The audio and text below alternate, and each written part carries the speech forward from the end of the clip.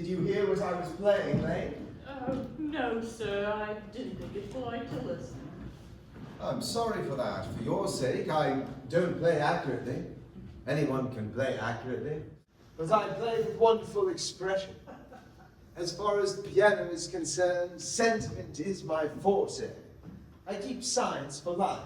Yes, sir. And speaking of the science of life, have you got the cucumber sandwiches cut for Lady Bracknell? Yes, sir. By the way, Lane, I see from your book that on Thursday night when Lord Shawman and Mr. Worthing dined with me, 8 bottles of champagne are entered as having been consumed. Yes, sir. 8 bottles and a pint. Why is it that at a bachelor's establishment the servants invariably drink the champagne? I ask mainly for information. I attribute it to the superior quality of the wine, sir. I've often noticed that in married households the champagne is rarely of a first-rate brand. Good heavens. Is marriage so demoralizing as that? Well, I believe it is a very pleasant state, sir. I have very little experience of it myself. I've only been married once, and that was a consequence of some misunderstanding between myself and a young person. I don't know that I'm much interested in your family life, Lane. No, sir, it is not very interesting at all. I hardly think of it myself. Very natural, I'm sure. That will do, Lane. Thank you. Thank you, sir. Lane's views on marriage seem somewhat lax. Really, if the lower orders don't set us a good example, what on earth is the use? They seem, as a class, to have absolutely no sense of moral responsibility. Mr. Ernest Worthing.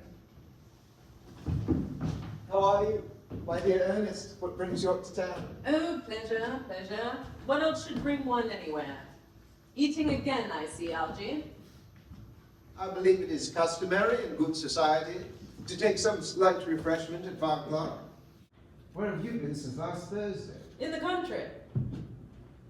What on earth do you do there? When one is in town, one amuses oneself. When one is in the country, one amuses other people. It is excessively boring. And who are the people you amuse? Oh, neighbours, neighbours. Got nice neighbours in your part of Shropshire? Perfectly horrid. Never talk to one of them. How immensely you must amuse them. By the way, Shropshire is your county, is it not? Shropshire? Of course. Hello. Why all these cups? Why all the cucumber sandwiches? Why such reckless extravagance and one so young? Who is coming to tea? Oh, Mary, Aunt Augusta, and Gwendolyn. How perfectly delightful. Yes, that is all very well, but I'm afraid Aunt Augusta won't quite approve of your being here. May I ask why? My dear fellow, the way you flirt with Gwendolyn is perfectly disgraceful. It's almost as bad as the way Gwendolyn flirts with you. I am in love with Gwendolyn. I have come up to town expressly to propose to her. I thought you had come up for pleasure. Like all that business. How utterly unromantic you are. I really don't see anything romantic in proposing. It's very romantic to be in love, but there's nothing romantic about a definite proposal. Why? One may be accepted. One usually is, I believe. Then the excitement is all over. The very essence of romance is uncertainty. If I ever get married, I'll certainly try to forget the fact. I don't doubt that, my dear Algie. The divorce court was specially invented for people whose memories are so curiously constituted. Oh, there's no use speculating on the subject. Divorces were made in heaven. Please, don't touch the cucumber sandwiches. They're ordered specially for Aunt Augusta. But you have been eating them all the time. That is quite a different matter. She's my aunt. Here, have some bread and butter. The bread and butter is for Gwendolyn. Gwendolyn is devoted to bread and butter. A very good bread and butter it is too. My dear fellow, you need not eat as though you're going to eat it all. You behave as though you were married to her already. You're not married to her already, and I don't think you ever will be. Why on earth do you say that? in the first place, girls never marry men they flirt with. Girls don't think it right. No, that is nonsense. It isn't. It's a great truth. It accounts for the extraordinary number of bachelors one sees all over the place. In the second place, I don't give my consent. Your consent? My dear fellow, Gwendolyn is my first cousin, and before I can allow you to marry her, you'll have to clear up the whole question of Cecily. Cecily? What do you mean by that, Algie? What do you mean by Cecily? I don't know anyone by the name of Cecily. Bring me the cigarette case Mr. Worthing left in the smoking room last time he dined here. Yes, sir. Do you mean to say you've had my cigarette case all this time? I really wish you would have let me know. I've been writing frantic letters to Scotland Yard about it. I was very nearly offering a large reward. Well, I wish you would offer one. I happen to be more than usually hard up. Well, there's no use in offering a large reward when the thing is already found. I think that rather mean of you, Ernest, I must say. However, it makes no matter, for now that I look at the inscription inside, I see that the thing isn't yours after all. Of course it's mine. You've seen me with it 100 times, and you've no right whatsoever to read what is written inside. It is a very ungentlemanly thing to read a private cigarette case. It's absurd to have a hard and fast rule about what one should read and what one shouldn't. Half of modern culture depends on what one shouldn't read. I am quite aware of the fact, and I don't propose to discuss modern culture. It isn't the sort of thing one should talk of in private. I simply want my cigarette case back. Yes, but this is not your cigarette case. This cigarette case is a gift from someone of the name of Cecily. You said you didn't know anyone of that name. If you want to know, Cecily happens to be my aunt. Your aunt? Yes, charming old lady, she is too. Lives at Tunbridge Wells. Just give it back to me, Algie. Yes, but why does she call herself Little Cecily if she's your aunt and lives at Tunbridge Wells? From Little Cecily with her fondest love. My dear fellow, what is there in that? Some aunts are tall, some aunts are not tall. Surely that is a thing an aunt should be allowed to decide for herself. You seem to think that all aunts should be exactly like your aunt. That is absurd. For good heavens, give me back my cigarette case! Yes, but why does your aunt call you her uncle? From Little Cecily with her fondest love to her dear Uncle Jack. There is no objection, I admit, to an aunt being a small aunt. But why an aunt, no matter what her size may be, should call her own nephew her uncle? I can't quite make out. Besides, your name isn't Jack at all. It's Ernest. It isn't Ernest. It's Jack. You've always told me it was Ernest. I've introduced you to everyone as Ernest. You answer to the name of Ernest. You look as though your name were Ernest. You are the most earnest-looking person I ever saw in my life. It's absurd you say your name isn't Ernest. It's on your cards. Here's one of them, Mr. Ernest Worthing, before the Albany. I'll keep it as proof that your name is Ernest, if you ever attempt to deny it to me, or to Gwendolyn, or to anyone else. My name is Ernest in town and Jack in the country. And the cigarette case was given to me in the country. Yes, but that does not account for the fact that your small Aunt Cecily, who lives at Tunbridge Wells, calls you her uncle. Come, old boy, you had better have the thing out at once. My dear Alge, you talk exactly as if you were a dentist. It's a very vulgar thing to talk like a dentist when one isn't a dentist. It produces a false impression. Yes, well, that's exactly what dentists always do. Now, go on, tell me the whole thing. I may mention that I've always suspected you of being a confirmed and secret bunburyist. I'm quite sure of it now. Bunburyist? What do you mean, bunburyist?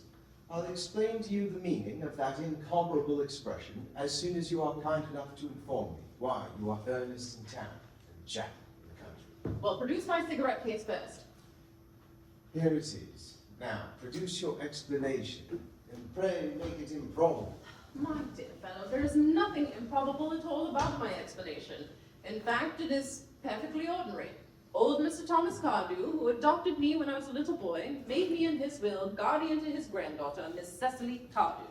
Cecily, who addresses me as uncle out of motives of respect that you could not possibly appreciate, lives at my house in the country under the tutelage of her esteemed governess, Miss Prism. Where is your place in the country, by the way? That is not for you to know, dear boy, and you are not going to be invited. And I will tell you candidly, it is not in Shropshire. I suspected that, my dear fellow, as I bunburyed all over Shropshire on 2 separate occasions. Now, go on. Why are you Ernest in town and Jack in the country? My dear Algernon, I don't know whether you'll be able to understand my real motives. You are hardly serious enough. When one is placed in the position of a guardian, one must adopt a high moral tone on all subjects. It is one's duty to do so. And as a high moral tone can hardly be said to conduce much to one's health or one's happiness, to get up to town I have always pretended to have a younger brother by the name of Ernest, who lives in the Albany and gets into the most dreadful scrapes. That, my dear Algene, is the whole truth, pure and simple. The truth is rarely pure and never simple. Modern life would be very tedious if it were either. Modern literature, a complete impossibility. That wouldn't at all be a bad thing. Literary criticism isn't your forte, dear fellow. Don't try. Leave it to those who haven't been out of university. They do it so well in the daily papers. What you really are is a Bunburyist. I was quite right in saying you were a Bunburyist. You are one of the most advanced Bunburyists I know. What on earth do you mean? You've invented a very useful younger brother in order that you may come up to town as often as you like. I've invented an invaluable permanent invalid called Bunbury in order that I may go down to the country as often as I choose. Bunbury is perfectly invaluable. If it wasn't for Bunbury's extraordinary bad health, for instance, I wouldn't be able to dine with you tonight at Willis's, for I've been really engaged to Aunt Augusta for more than a week. I haven't invited you to dine with me anywhere tonight. I know. You're absurdly careless about sending out invitations. It's very foolish of you. Nothing annoys people so much as not receiving invitation. You had better dine with your Aunt Augusta. I haven't the slightest intention of doing anything of the kind. To begin with, I dine there on Monday, and once a week is quite enough to dine with one's own relations. Second place, whenever I do dine there, I'm treated as a member of the family, sent down with either no women at all or 2. In the third place, I know perfectly well who she'll place me next to tonight. She'll place me next to Mary Farquhar, who always flirts with her own husband from across the dinner table. It's not very pleasant. Indeed, it isn't even decent. That sort of thing is enormously on the increase. The amount of women in London who flirt with their own husbands is perfectly scandalous. It looks so bad. It's simply washing one's clean linen in public. Besides, now that I know you to be a confirmed Bunburyist, I naturally want to talk to you about Bunbury. I want to tell you the rules. I am not a Bunburyist. If Gwendolen accepts me, I am going to kill my brother. Indeed, I think I will kill him in any case.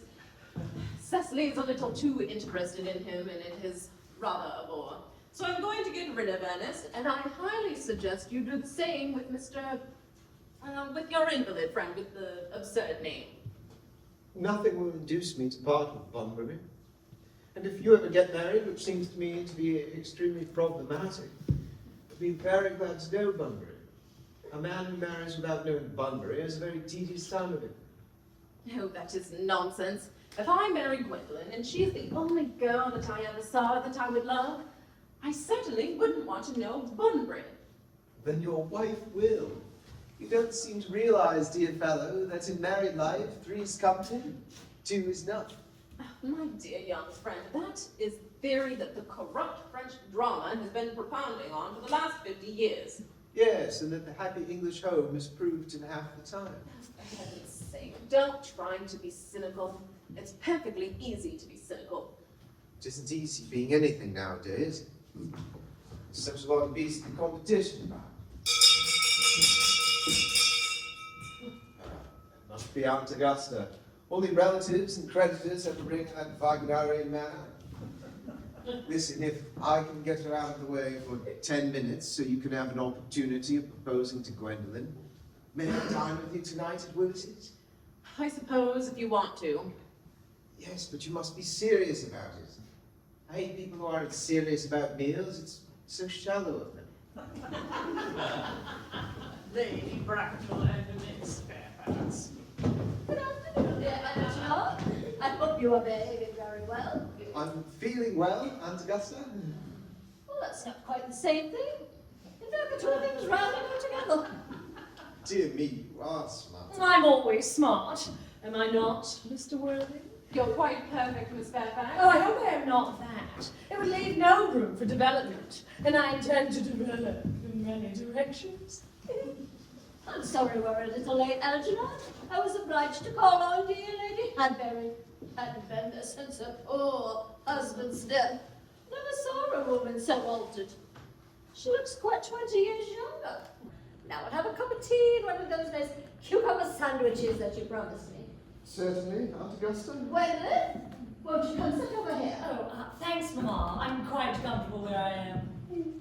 Good heavens, Lane, why are there no cucumber sandwiches? Oh, there were no more cucumbers at the market this morning, sir. I went down twice. No cucumbers? No, sir, not even for ready money. That will do, Lane, thank you. Thank you, sir. I'm greatly stressed, Aunt Augusta, about there being no cucumbers, not even ready money. It really makes no matter, Algernon. I had some crumpets with Lady Hadbury, who I must say seems to be living entirely for pleasure now. I hear her hair has turned quite gold from green. Well, it certainly has changed colour from what cause I, of course, cannot say.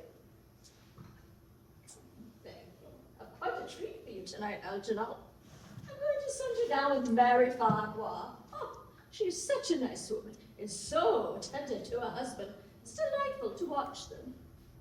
I'm afraid, Aunt Augusta, I shall have to give up the pleasure of dining with you tonight after all. Oh, I hope not, Algernon. That would throw my table completely out. Your uncle would have to dine upstairs. Fortunately, he is accustomed to that. It is a great bore, and I need hardly say a terrible disappointment to me, but I've just had a telegram to say that my poor friend Bunbury is very ill again. That is very strange. This Mr. Bunbury seems to suffer from curiously bad health. Yes, Bunbury is a dreadful invalid. Well, Algernon, I think that it is high time that this Mr. Bunbury made up his mind whether he was going to live or die. This shilly-shally with question is absurd, nor do I approve in any way of the morbid sympathies with invalids. Consider it morbid. Illness of any kind should never be encouraged in others. Health. Health is the primary duty of life. More was telling that to your poor, but he never seems to take much notice as far as any improvements in his ailment goes. However, I would be much obliged if you could ask Mr. Bunbury from me if he could kindly refrain from having any relapses on Saturday. For I rely on you to arrange my music. Oh, it is my last reception. And one wants something that will encourage conversation, particularly at the end of the season, when everyone has practically said whatever it is that they have to say, which probably, by all means, was not much. I'll speak to Bunbury, Aunt Augusta. I think I can promise you he'll be all right by Saturday. Of course, the music is a great difficulty. If one plays good music, people don't listen. If one plays bad music, people don't talk. But I'll run over the program I've drawn out if you'll come into the next room with me for a moment. Oh, thank you, Algernon. That is so kind of you. And I'm sure that the program will be delightful after a few expurgations. Now, French music I cannot possibly allow. People always seem to think that it is improper, and then they look shocked, which is vulgar, or they laugh, which is worse. Now, German, on the other hand, is a thoroughly delightful music, and I believe so that it is. Gwendolyn, won't you accompany me? Yes, Mamma. Charming day it has been, Miss Fairfax. Pray, don't talk to me about the weather, Mr. Worthing. Whenever anyone talks to me about the weather, I'm quite certain that they mean something else. And it makes me quite nervous. But I do mean something else. I thought so. In fact, I'm never wrong. I would like to be allowed to take advantage of Lady Bracknell's temporary absence. So I certainly would advise you to do so. Mamma has a way of coming back into a room suddenly that I've often had to talk to her about. Miss Fairfax, I have admired you more than any other girl that I have ever met since I met you. Yes, well, I'm quite well aware of the fact. And I often wish that in public, at any rate, you had been more demonstrative. Oh, you've always had an irresistible fascination to me. Even before I met you, I was far from indifferent to you. We live, as I hope you know, Mr. Worthing, in an age of ideals. The fact is constantly mentioned in the more expensive monthly magazines, and it's even reached the provincial pulpits, I am told. And it is my ideal to love someone by the name of Ernest. There's something in that name that inspires absolute confidence. When Algernon first told me he had a friend called Ernest, I knew I was destined to love you. Gwendolyn, you really love me. Passionately. Darling, you don't know how happy you've made me. My own Ernest. But you don't really mean to say that you couldn't love me if my name wasn't Ernest? But your name is Ernest. Yes, I know it is, but supposing it was something else, do you mean to say you couldn't love me then? That is clearly a metaphysical speculation. And like most metaphysical speculations, it has very little reference at all to the facts of real life as we know them. Personally, darling, I don't quite care for the name of Ernest. I don't think it suits me at all. Oh, it suits you perfectly. Ernest is a divine name. It has a music all of its own. It produces vibrations. Really, Gwendolyn, I think there are other much nicer names. Jack, for instance, a charming name. Jack? No. There is no music in the name Jack. If any at all, indeed. It does not thrill. It produces no vibrations. In fact, I've known several Jacks, and they all, without question, had been quite usually plain. Besides, Jack is a notorious domesticity for John. And I pity any woman who was married to a man called John. She would probably never know the entrancing pleasures of a single moment's solitude. No, the only really safe name is Ernest. Gwendolyn, I must get christened at once. I mean, we must get married at once. There is no time to be lost. Married Mr. Worthing. Well, surely you know that I love you, and you have led me to believe, Miss Fairfax, that you are not absolutely indifferent to me. Oh, I adore you. But you have not proposed yet. The subject of marriage has not even been touched upon. Well, may I propose to you now? I think it would be an admirable idea. And to spare you any disappointment, Mr. Worthing, I think it's only fair to tell you quite frankly beforehand that I am fully determined to accept you. Gwendolyn! Yes, Mr. Worthing. What have you got to say to me? You know what I've got to say to you. Yes. But you don't say it. Gwendolyn, will you marry me?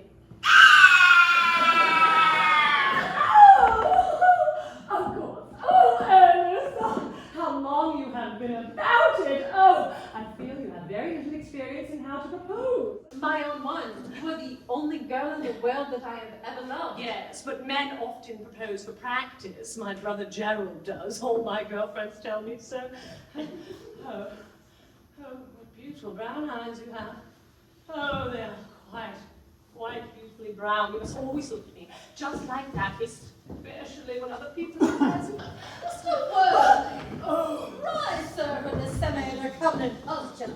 You're supposed to end the course. Mamma, I must beg you to retire. This is no place for you. Besides, Mr. Worthing has not quite yet finished. Finished what, may I ask?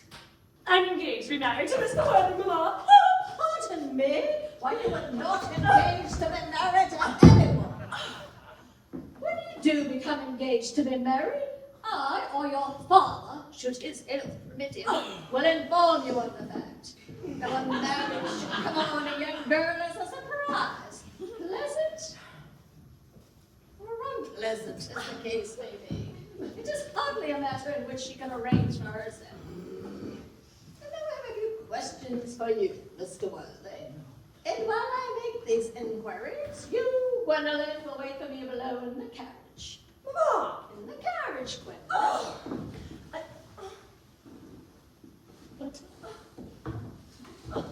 Gwendolyn, the carriage. Yes, Mamma.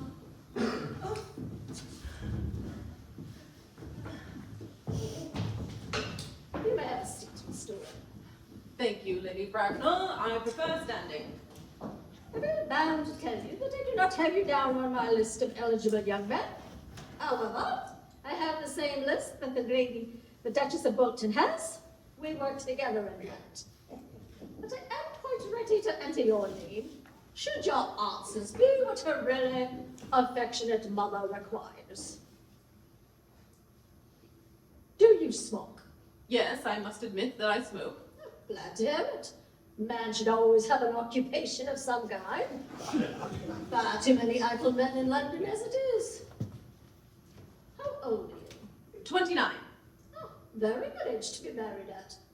I've always been under the impression that a man who desires to marry should either know everything or nothing. Which do you know? I know nothing, Lady Bracknell.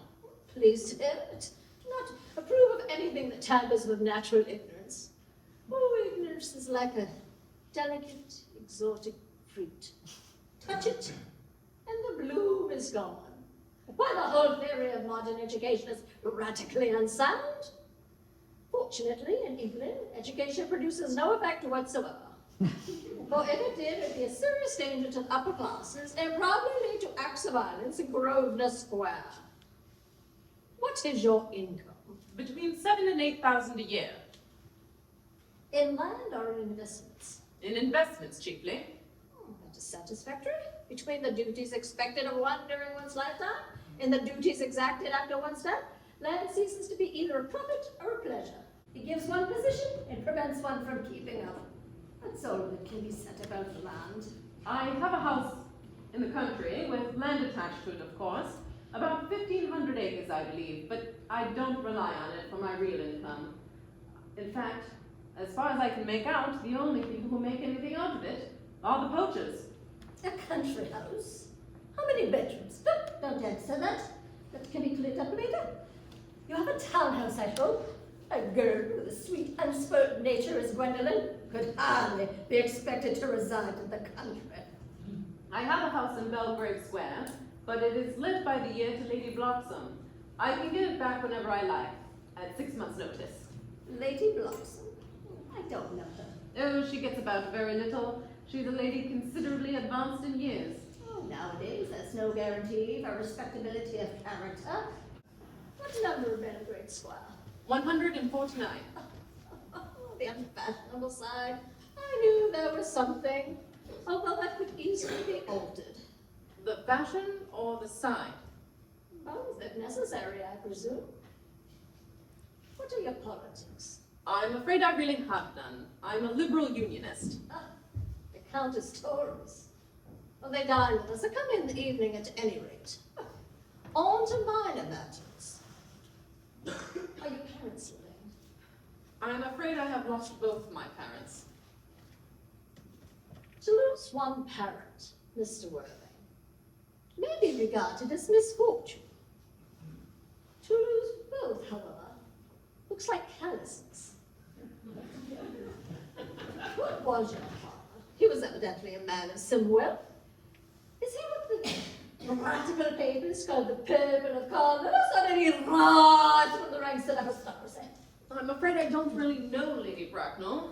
I said that I had lost my parents, but It would be nearer the truth to say that my parents seem to have lost me. I don't know who I am by birth. I was found. Found? Yes, the late Mr. Thomas Cardew found me and gave me the name of Worthing because he happened to have a first-class ticket to Worthing in his pocket at the time. Worthing is a place in Sussex. It is a seaside resort. And where did this charitable gentleman who had a first-class ticket for this seaside resort find you? In a handbag. A handbag?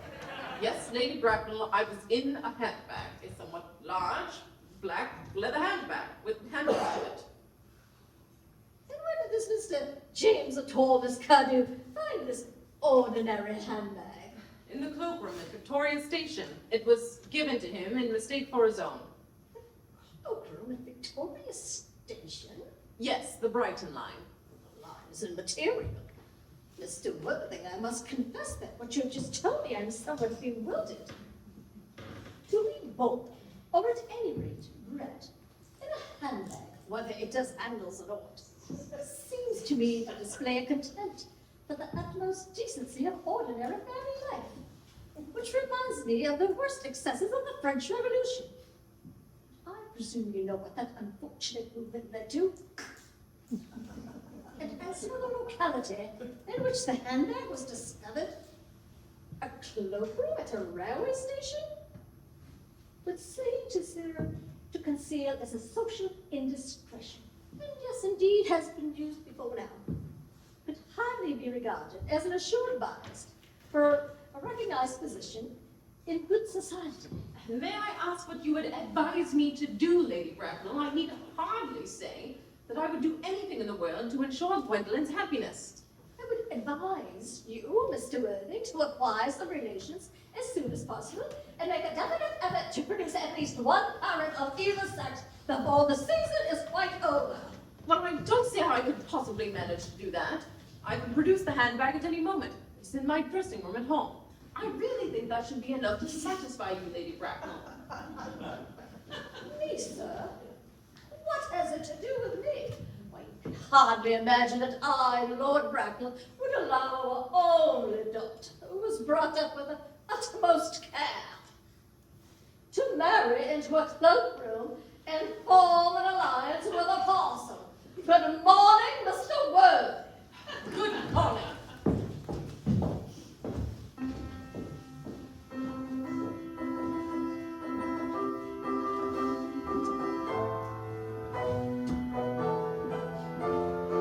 Don't play that ghastly tune, Algie. What an idiot you are. Didn't it go off all right, old boy? You don't mean to say Gwendolyn refused you? I notice the way she has. She's always refusing people. I think it is most ill-natured of her. Oh, Gwendolyn is right as a trivet. As far as she is concerned, we are engaged. Her mother, on the other hand, is perfectly unbearable.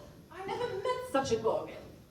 I don't quite know what a gorgon is like, but I know she is one in any case.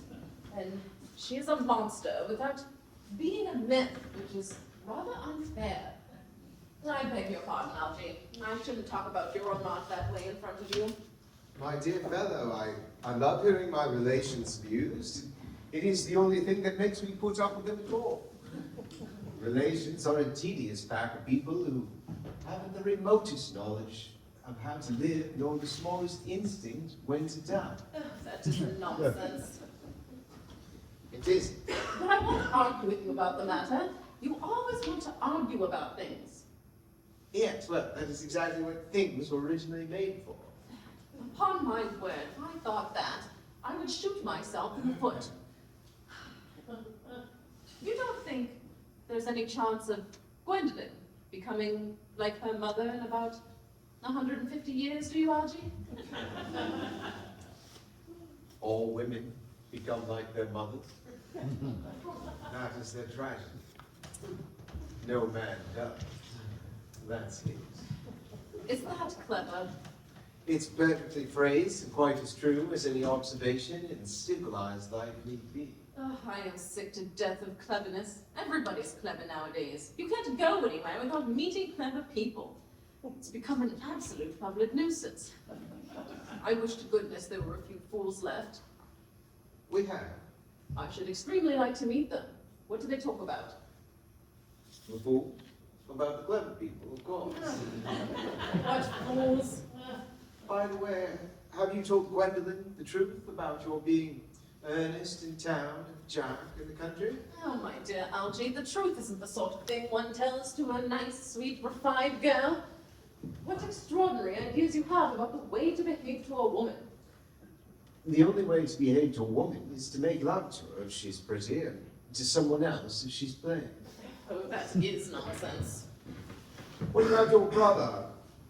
What about the profligate Ernest? Oh, by the end of the week I shall have gotten rid of him. I'll say he died in Paris of, apoplexy. Lots of people die of apoplexy quite suddenly, don't they? Yes, but it's hereditary, my dear fellow. It's the sort of thing that runs in families. You'd much better say it's a severe chill. And you're quite sure that a severe chill isn't hereditary or anything of the kind? Of course it isn't. Very well then, I will say he was carried off in Paris by severe chill. That gets rid of him.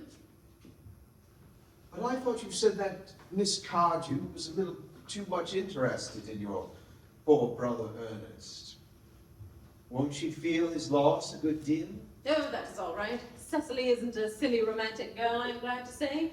She has a capital appetite, goes on long walks, and never pays any attention to her lessons. I should rather like to see Cecily. I will take very good care that you never do. She is excessively pretty and has only just turned 18. Have you told Gwendolyn that you have an excessively pretty ward who is only just 18? Ew. One doesn't let these things out to people.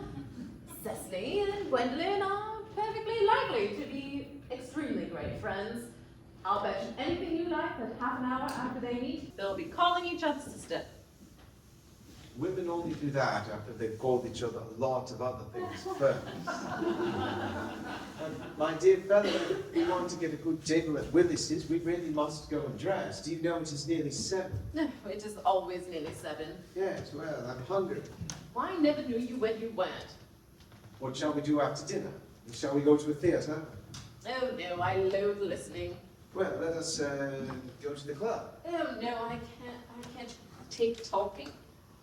Well, we might trot round the Empire at 10. Oh no, I can't bear to look at things. It's so silly. Well, what shall we do? Nothing. It's awfully hard work doing nothing. However, I don't mind hard work where there's no definite objects of any kind. Miss Fairfax. Gwendolyn, upon my word. Algie, kindly turn your back. I have something very particular to say to Mr. Worthing. Really, Gwendolyn, I don't think I can allow this at all. Algie, you have a strictly immoral attitude towards life, and you are not entitled to do that. My own darling. Oh, my own Ernest. I fear we never shall be married. By the look of Mamma's face, I fear we never shall. Oh, few parents pay any regard to what their children have to say to them nowadays. The old-fashioned respect for the young is fast dying out. Whatever influence I had over Mamma, I lost at the age of 3. Oh. But although she may prevent us from becoming man and wife, and although I may marry someone else, and I may marry often, nothing she can do can alter my eternal devotion to you. Oh, dear Gwendolyn. Oh, the romantic story of your origin, as related to me by Mamma with unpleasing comments, has naturally stirred the deeper fibers of my nature. Oh, your Christian name is incomprehensible to me, and you have a simplicity of character. Oh! Your address in town at the Albany. I have. What is your address in the country? The Manor House, Woolton, Hertfordshire. There's a good postal service there, I suppose. It may be necessary to do something desperate. That, of course, will take serious consideration. I will communicate with you daily. My own one. Oh, Ernest, how long are you in town? Till Monday. Oh, good. Algie, You may turn around now. Thanks, I've turned round already. And you may ring the carriage. May I see you to your carriage, my own darling? Oh, certainly. I will see Miss Fairfax out. Yes, sir. A glass of sherry, Lane. Yes, sir. Tomorrow, Lane, I'm going Bunbury. Yes, sir. I'll probably not be back until Monday. You can put up my dress clothes, my smoking jacket, and all the Bunbury sheets. Yes, sir. I hope tomorrow will be a fine day, Lane. Oh, it never is, sir. Lane, you're a perfect pessimist. I do my best to give satisfaction. Now there's a sensible, intellectual girl. The only girl that I ever saw that I would love. What on earth are you so amused at? Oh, I'm a little anxious about poor Bunbury, that is all. If you don't take care, your friend Bunbury will get you into a serious scrape one day. Oh, I love scrapes. They're the only things that are never serious. Oh, that is nonsense, Algie. You never talk anything but nonsense. Nobody ever does.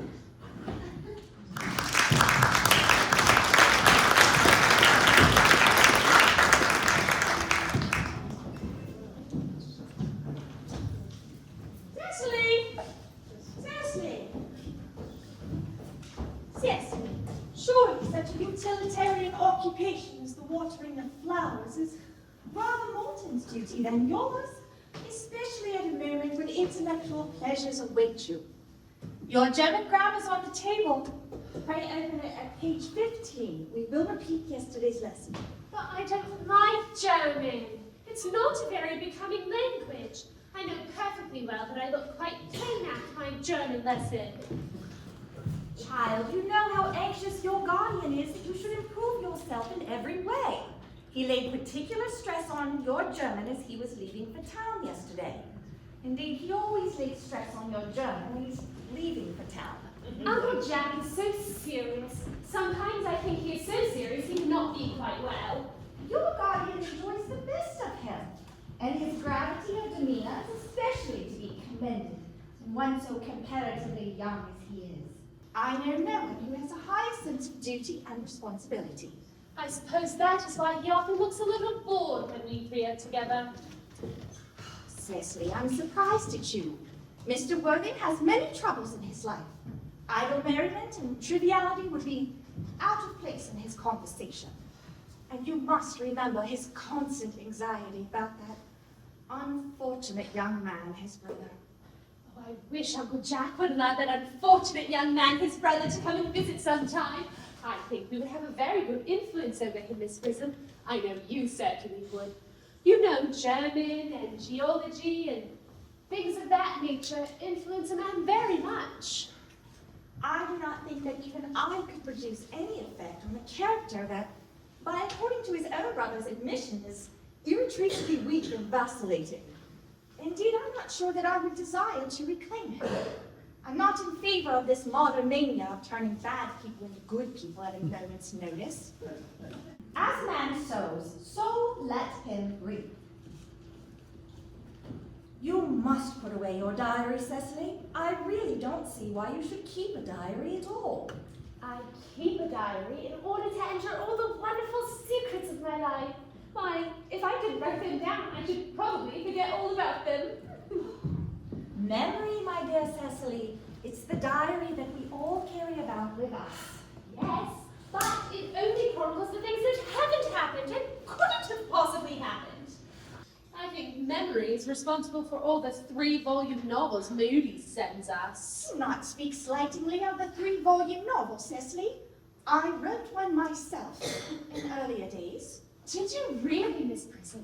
Oh, how wonderfully clever you are. I hope it did not end happily. I don't like stories that end happily. They depress me so much. Well, the good ended happily and the bad unhappily. That is what fiction needs. I suppose, but it seems very unfair. Was your novel ever published? No. Unfortunately, the manuscript was abandoned. Abandoned? I use the word in the sense of lost or mislaid. To your work, child, these speculations are profitless. But I see dear Dr. Trustwell coming up through the garden. Dr. Trustwell, this is indeed a pleasure. How are we this morning? Miss Prism, you are, I trust well. Miss Prism was just complaining of a slight headache. I think it would do her so much good to take a short stroll with you to the park, Dr. Trustwell. Cecily, I have not mentioned anything about a headache. Oh no, Miss Prism, I know that. But I felt instinctively that you had a headache.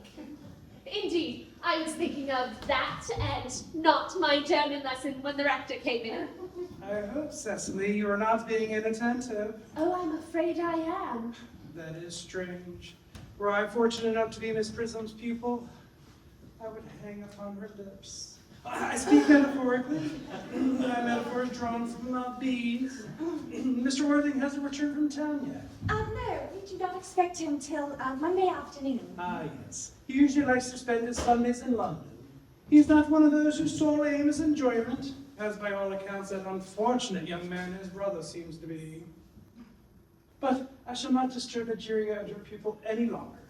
Egeria, my name is Natasha, Doctor. A classical allusion merely, drawn from the pagan authors.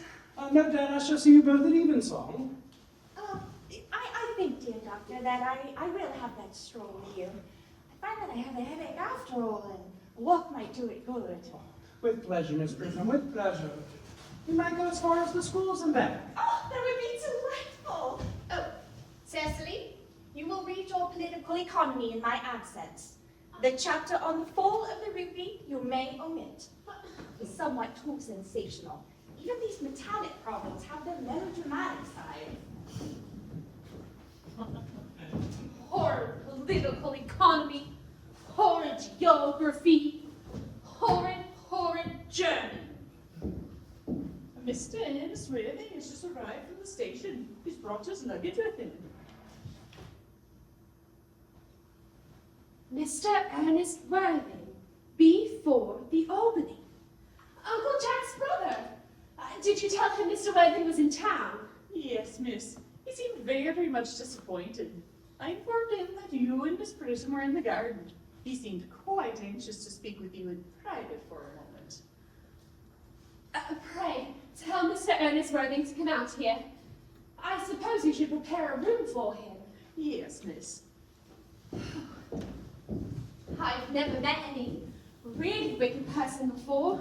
I'm so afraid. I'm scared he might look like everyone else. He does. You are my little cousin Cecily, I'm sure. I believe you are under some strange mistake. I am not little. In fact, I am more than usually tall for my age. But I am your cousin Cecily. And you, I see from your card, are Uncle Jack's brother, my cousin Ernest. My wicked cousin Ernest. Oh, you mustn't think I'm wicked, cousin Cecily. I'm not really wicked at all. But if you are not, then you have certainly been deceiving us all in a very inexcusable manner. I hope you are not living a double life, pretending to be really wicked, but really being good this whole time. That would be hypocrisy. Oh, of course, I have been rather reckless. I'm glad to hear it. In fact, now that you mention the subject, I've been very bad in my own small way. I don't think you should be so proud of that. But I'm sure it was rather pleasant. It is much pleasanter being here with you. I don't understand how you could be here at all. Uncle Jack won't be back until Monday afternoon. That is a great disappointment, as I'm obliged to go up by the first train Monday morning. I have a business appointment in London that I'm anxious to miss. Couldn't you miss it anywhere but in London? No, the appointment is in London. Well, I, of course, know how important it is not to keep a business engagement if one wants to retain any sense of beauty in life. But I do think you should wait until Uncle Jack arrives. I'm sure he'll want to speak to you about your emigrating. About my what? You're emigrating. He's gone out to buy you an outfit. Well, I certainly won't let Jack buy me an outfit. He has no taste in neckties at all. I do not think you will require a necktie. Uncle Jack is sending you to Australia. Australia? I'd sooner die. Well, he said at dinner on Wednesday night that you would have to choose between this world, the next world, and Australia. Well, the accounts I've received of the next world and Australia are not particularly encouraging. This world is good enough for me, Cousin Cecily. Yes, but are you good enough for it? I'm afraid I'm not. That is why I want you to reform me. You might make it your mission, if you don't mind, Cousin Cecily. I'm afraid I have no time this afternoon. Well, would you mind my reforming myself this afternoon? It's rather quixotic of you, but I think you should try. I will. I feel better already. You are looking a little worse. Or that is because I'm hungry. Oh, how thoughtless of me! I should have remembered that when one is leading an entirely new life, they require regular and wholesome meals. What do you think? Might I have a buttonhole first? I never have any appetite unless I have a buttonhole first. A mange or meal? I'd sooner have a pink rose. Why? Because you are like a pink rose, Cousin Cecily. I don't think it's right for you to speak to me like that. Miss Prism never says such things. Well then, Miss Prism is a very short-sighted old lady.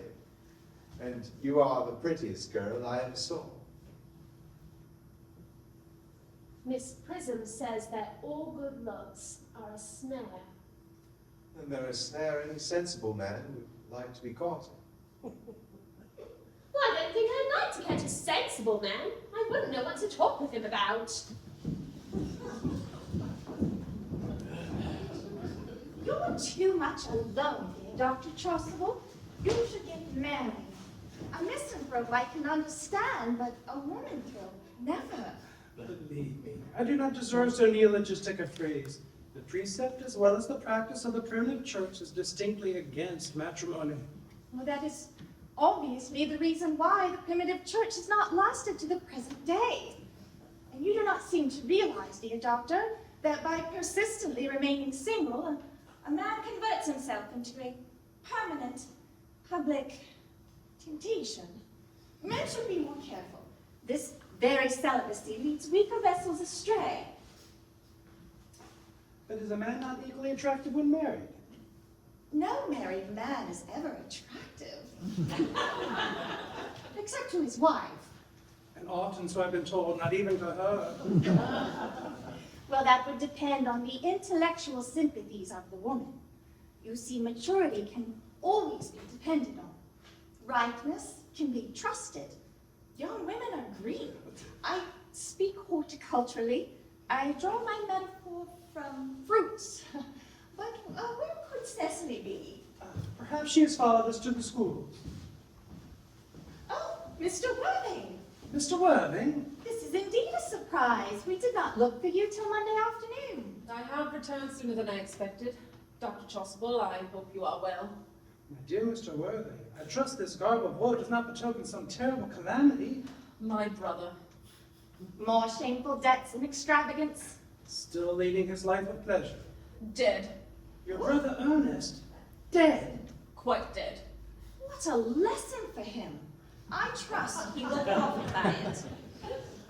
My dear Mr. Worthing, I offer you my sincere condolences. But at least you have the consolation of knowing that you are always the most generous and forgiving of brothers. Poor Ernest. He had many faults. But it is a sad, sad blow. Very sad indeed. Were you with him at the end? No, he died abroad, in Paris in fact. I had a telegram last night from the manager at the Grand Hotel. And was the cause of death mentioned? A severe chill, it seems. As a man sows, so shall he reap. Charity, dear Miss Prism, charity. None of us are perfect. I myself am peculiarly susceptible to draughts. Will the interment take place here? No, he seems to have expressed a desire to be buried in Paris. In Paris? I fear that hardly points to a very serious state of mind at the last. No doubt you would wish me to make some slight allusion to the tragic domestic affliction next Sunday. My sermon on the meaning of the man in the wilderness can be adapted on any occasion, joyful, or as in the present case, distressing. I have preached it at harvest celebrations, christenings, confirmations, days of humiliation, and festive days. The last time I delivered it was in the cathedral, as a charity sermon on behalf of the Society for the Prevention of Discontent amongst the upper orders. The bishop, who was present, was much struck by some of the analogies I drew. That reminds me, you mentioned christenings, I think, Dr. Chasuble. You know how to christen, all right? Of course, you are continually christening, aren't you? It is, I regret to say, one of the rector's more constant duties in this parish. I've often spoken to the poorer classes on the subject. They don't seem to know what thrift is. But is there a particular infant in whom you're interested in, Mr. Worthy? Your brother, I believe, was unmarried, was he not? Oh, yes. As people who live entirely for pleasure usually are. But it is not for any infant, dear doctor. I am very fond of children. But no, the fact is, I would like to be christened myself. This afternoon, if you have nothing better to do. But surely, Mr. Worthing, you've been christened already. I don't remember anything about it. But have you any grave doubts on the subject? I certainly intend to have, but I don't know if the thing would bother you in any way, or if you think I am a little too old now. Not at all. The sprinkling or indeed the immersion of adults is a perfectly canonical practice. Immersion? No need for apprehension. Sprinkling is all that is necessary, or indeed advisable. Our weather is so changeable. At which hour would you wish the ceremony performed? I thought I'd trot round about 5, if that would suit you. Perfect. Perfectly. In fact, I have 2 similar ceremonies to perform at the same time. A case of twins that only recently occurred in one of the outlying cottages, on your own estate. Poor Jenkins Akata, most hard-working man. Oh, I don't think it would be much fun being christened along with the other babies. It would be childish. Would 5:30 do? Admirably. And now, Mr. Worthing, I will not intrude any longer into the house of sorrow. I merely beg you to not be too bowed down by grief. What seems to us as bitter trials are often blessings in disguise. Well, this seems to me to be a blessing of an extremely obvious kind. Uncle Jack, I'm so pleased to see you back. Oh, what horrid clothes you have on. Do go and change them. Cecily! My child, my child. Uncle Jack, do look happy. You look as though you have a toothache. I have such a wonderful surprise for you. Who do you think is in the dining room? Your brother. Who? Your brother, Ernest. He arrived a half an hour ago.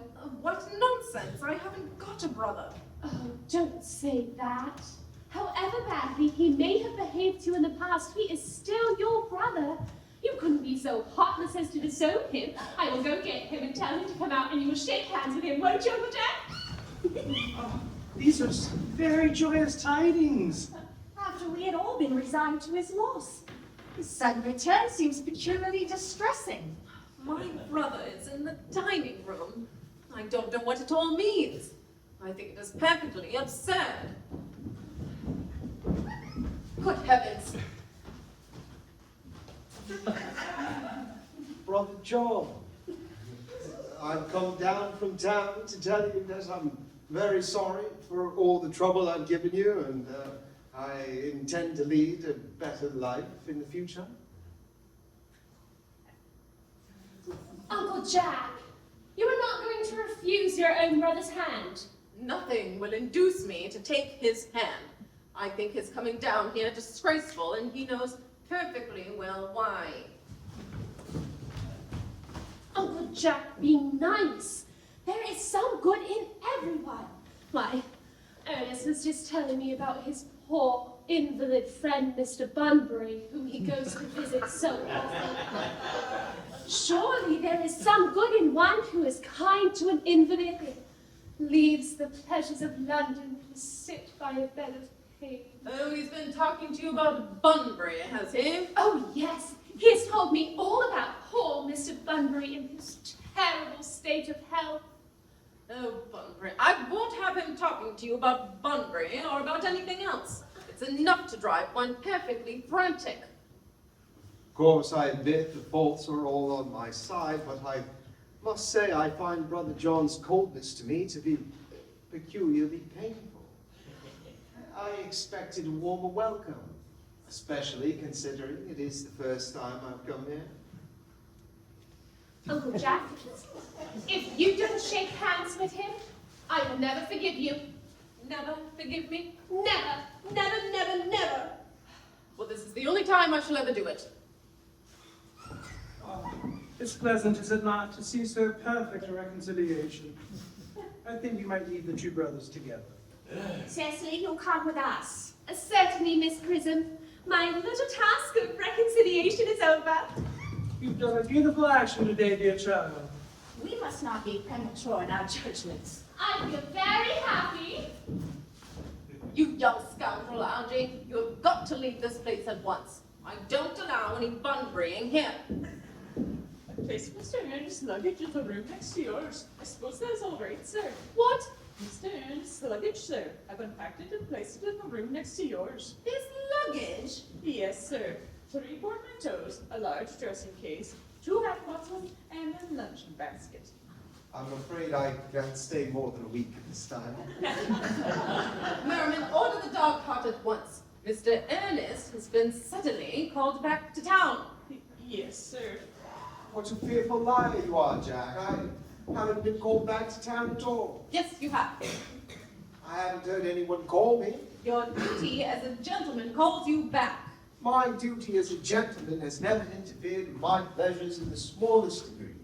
I can quite understand that. Well, Cecily is the dog. You are not to talk of Miss Cardew like that. I don't like it. Well, I don't like your clothes. You look perfectly ridiculous in them. It's perfectly childish to be in deep mourning for a man who's really staying with you in your house for a whole week as a guest. I call it grotesque. You are not staying with me for a whole week as a guest or as anything else. You have got to leave by the 4:05 train. Well, I certainly won't leave as long as you're in mourning. It would be most unfriendly. If I were in mourning, you would stay with me, I suppose. I should think it most unkind if you didn't. Well, will you go if I change my clothes? Yes, if you're not too long about it. I never saw anyone take so long to dress with such little result. Well, at any rate, it is better than being overdressed as you always are. If I'm ever occasionally a little overdressed, I make up for it by being always immensely overeducated. Your vanity is ridiculous, your conduct an outrage, and your presence in my garden utterly absurd. But you have got to catch the 4:05, and I do hope you have a pleasant journey back to town. This bun-braying, as you call it, has not been a great success for you. I think it has been a great success. I'm in love with Cecily, and that's everything. I must see her again before I go to make arrangements for another bundle. Ah, there she is.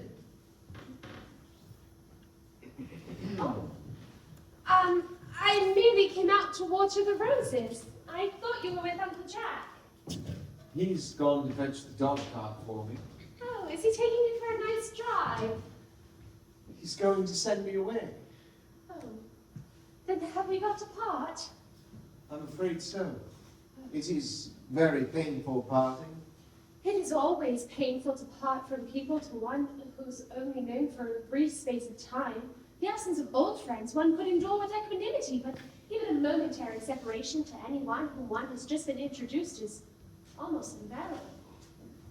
Thank you. The dog cart is ready, sir. It can wait, Merriman, for the 5 minutes. Yes, miss. Cecily, I hope I shall not offend you if I state quite frankly and openly that you seem to me to be in every way the visible personification of absolute perfection.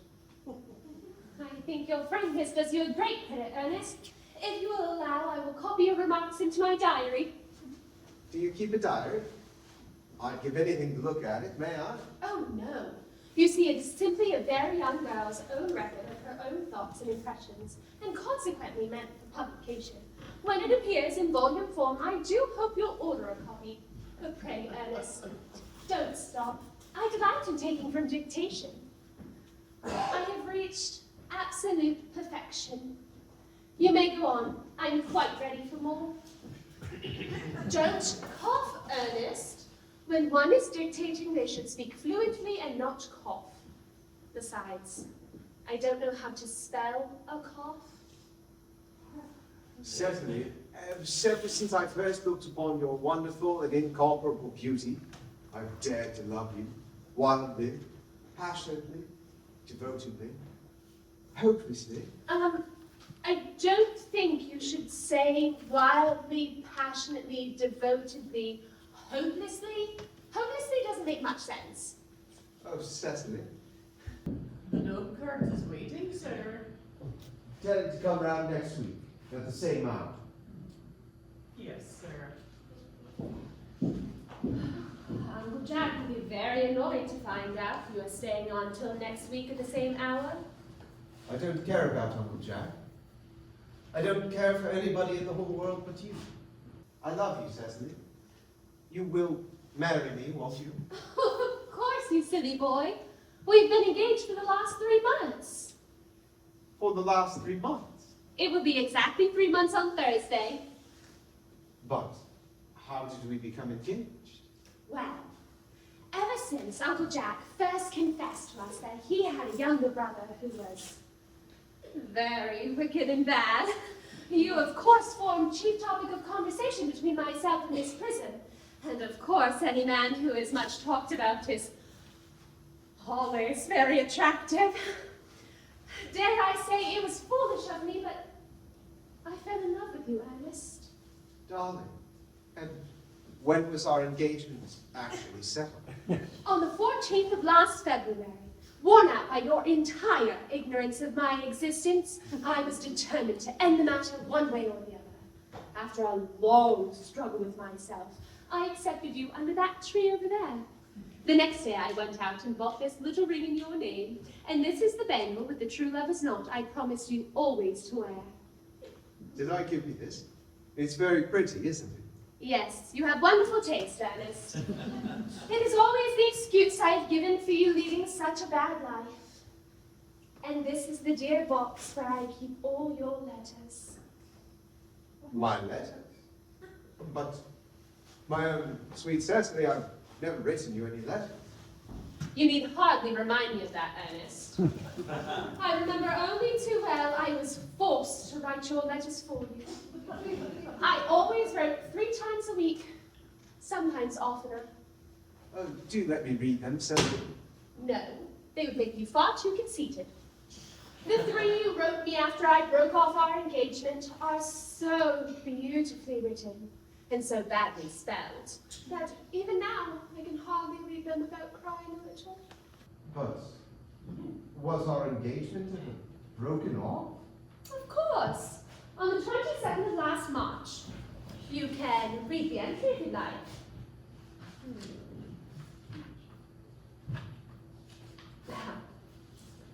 Today I broke off my engagement with Ernest. I feel it is best to do so. The weather still continues charming. Why on earth did you break it off? What had I done?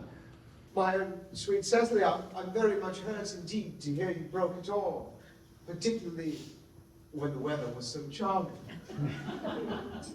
It would hardly have been a serious engagement if it hadn't been broken off at least once. But I forgave you before the week was out. What a perfect angel you are, Cecily. My sweet romantic boy. Your hair grows naturally, does it? Yes, with a little help from others. I'm so glad. You'll never break off our engagement again, will you, Cecily? Well, I don't think I could now that I've actually met you. And, of course, there is the question of your name. Yes, of course. You mustn't laugh at me, darling. But it has always been a girlish dream of mine to love a man by the name of Ernest. That name alone inspires one of absolute confidence. I pity any poor married woman whose husband is not called Ernest. But, my own sweet Cecily, you don't mean to say you couldn't love me if I had some other name? But what name? Oh, any name you like. Algernon, for instance. But I don't like the name of Algernon. But my own sweet, loving little darling, I really can't see why you should object to the name of Algernon. It's not at all a bad name. It is rather an aristocratic name. Half the chaps who get into the bankruptcy court are called Algernon. But seriously, Cecily, if my name was Algie, couldn't you love me? I might respect you, Ernest. I might admire your character. But I'm afraid I shouldn't be able to give you my undivided attention. Cecily, your rector here is, I suppose, thoroughly experienced in all the rites and rituals of the church? Oh, yes. Dr. Trustful is a most learned man. He has never written a single book. So you can imagine how much he knows. I must see him at once upon a most important christening. I mean, most important business. Oh, I shan't be away more than half an hour. but since we've been engaged since February 14th, and I've only really met you for the first time today, I think it is very hard for you to leave me for such a long period as half an hour. Oh, couldn't you make it 20 minutes? I'll be back in no time. What an impetuous boy. I like his hair so much. I shall write his proposal into my diary. Miss Fairfax has just called to see Mr. Worthing on very important business, Miss Fairfax states. Isn't Mr. Worthing in his library? Oh no, Mr. Worthing went in the direction of the rectory some time ago. Pray, send the lady out. I'm sure Miss Worthing will be back soon. And bring out some tea. Yes, miss. Miss Fairfax. Probably one of the good elderly women associated with Uncle Jack in his philanthropic work in London. I don't quite care for women who are interested in philanthropic work. It's so forward of them. Miss Fairfax. Pray, let me introduce myself. My name is Cecily Cardew. Cecily Cardew? Oh, that is a very sweet name. Oh, I like you already more than I could say. Something tells me we're going to be great friends, and my first impressions of people are never wrong. How so kind of you to like me so much after only knowing each other for such a comparatively short amount of time. Pray, sit down.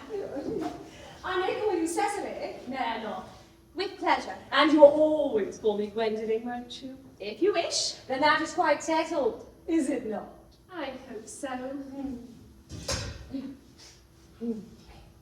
Perhaps this is a favourable opportunity of my mentioning who I am. My father is Lord Bracknell. You've never heard of Papa, I suppose? I don't think so. Outside the family circle, Papa, I'm glad to say, is entirely unknown. And I think that's as it should be. The home is the proper sphere for a man. And once a man begins to neglect his domestic duties, he becomes painfully effeminate, does he not? And I don't like that. It makes men so attractive. Cecily, Mamma, whose views on education are remarkably strict, has brought me up to be extremely short-sighted. It's part of her system. So do you mind if I look at you through my glasses? Oh, not at all, Gwendolen. I'm very fond of being looked at.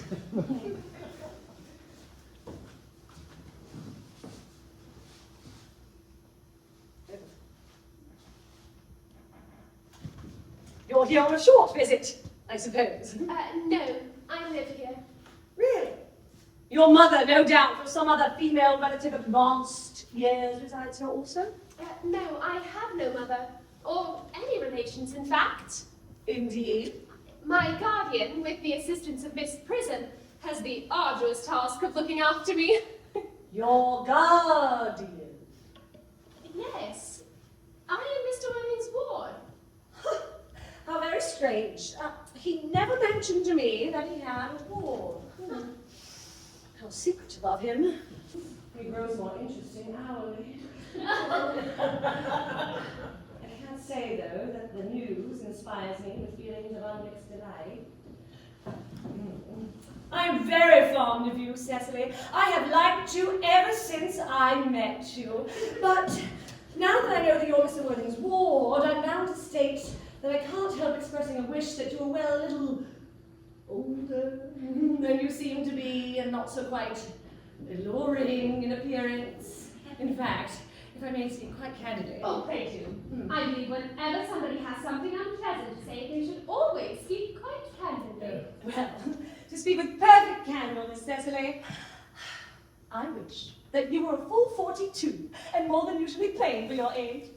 Oh, Ernest has an upright nature. He's the very soul of truth and honor. Deception would be as impossible to him as disloyalty. However, even men with the most possible moral character can fall susceptible to the physical charms of others. Ancient, no less modern history has many examples that I refer to. If not, history would be quite unreadable. I beg your pardon, Gwendolyn. Did you say Ernest? Yes. It is not Mr. Ernest Worthing who is my guardian. It is his brother, his elder brother. He never mentioned to me he had a brother.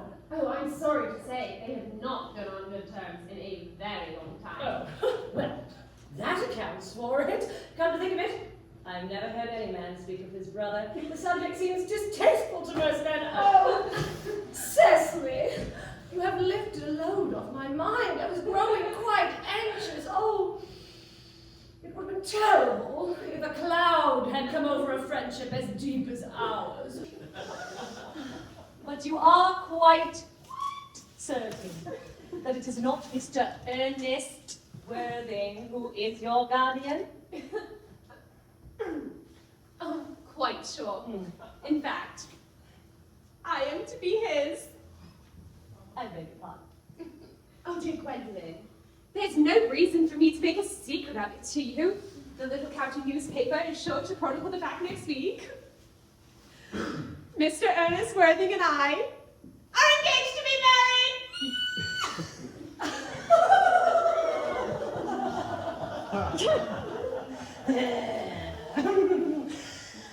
Cecily! There must be some slight error. Mr. Ernest Worthing is engaged to me. The announcement will appear in the Morning Post on Saturday at the latest. Oh, there must be some mistake, you see. Ernest proposed to me exactly 10 minutes ago. Curious, for he asked me to be his wife yesterday at 5:30. If you care to verify, pray, sir. I never travel without my diary. One must always have something sensational to read on the train. Oh, Cecily. I'm so sorry if this comes as any disappointment to you, but it appears that I have the prior claim. It would distress me more than I can tell you, Miss Fairfax, if this causes you any physical or mental anguish, but I feel bound to point out that since Ernest has proposed to you, he has clearly changed his mind. Oh, if the poor boy has been entrapped in some foolish promise, I shall consider it my duty to rescue him at once, and with a firm hand. Whatever unfortunate entanglement my poor boy may have gotten himself into, I would never reproach him with it once we are married. Do you allude to me, Miss Cardew, as an entanglement? You are presumptuous. On an occasion of this kind, it becomes more than a moral duty to speak one's mind. It becomes a pleasure. Do you suggest, Miss Fairfax, that I have entrapped Ernest into an engagement? How dare you! This is no time to hide behind the shallow mask of manners. When I see a spade, I call it a spade. I'm glad to say that I have never seen a spade. Oh, it is obvious that our social spheres have been widely different. Shall I lay the tea here as usual, miss? Yes, as usual.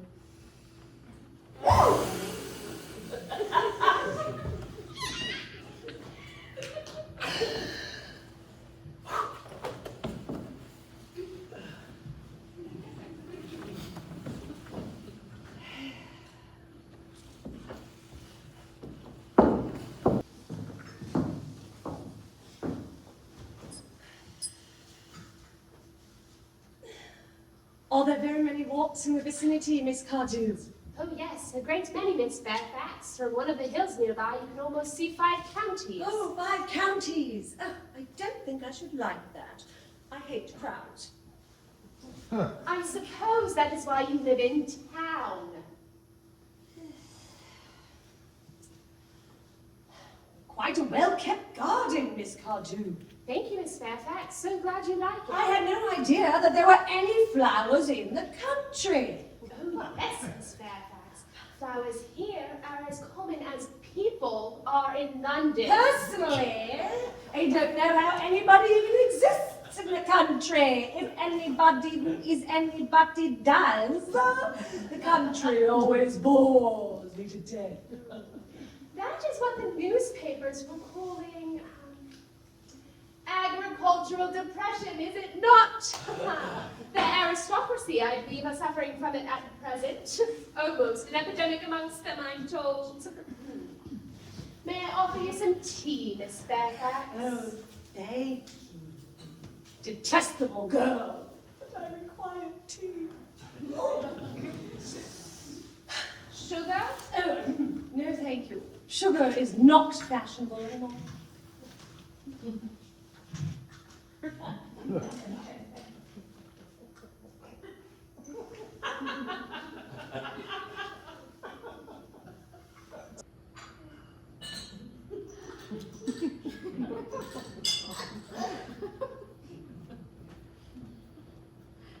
Cake or bread and butter? Oh, bread and butter cake is barely seen at the best households nowadays. Hand this to Miss Fairfax.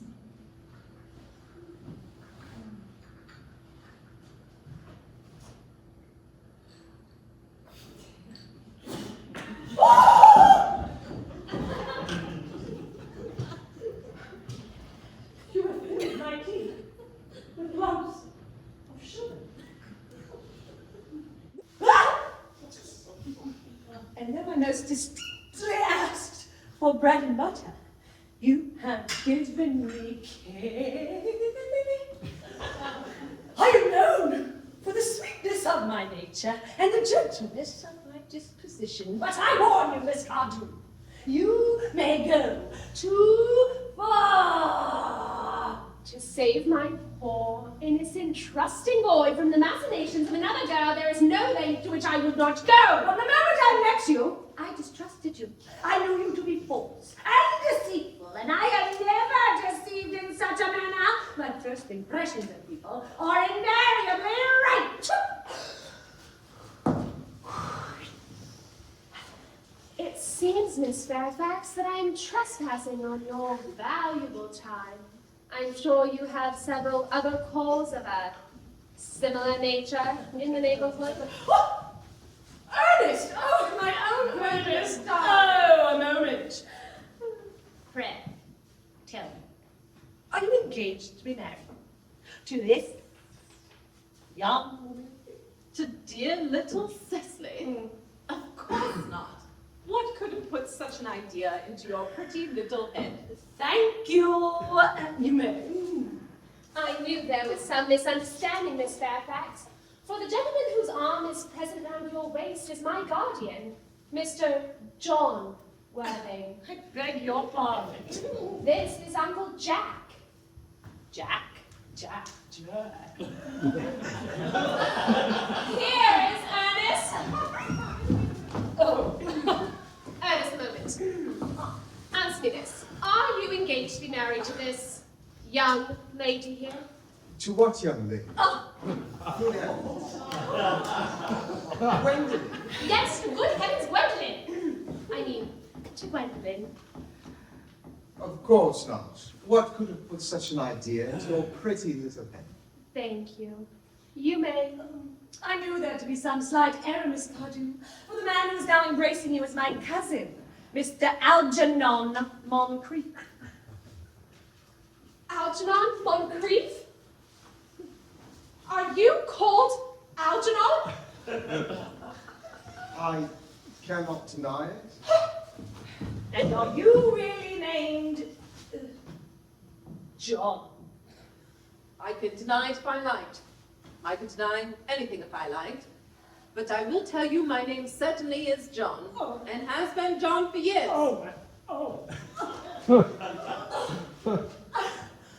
A gross deception has been practiced on both of us. My poor, wounded Cecily!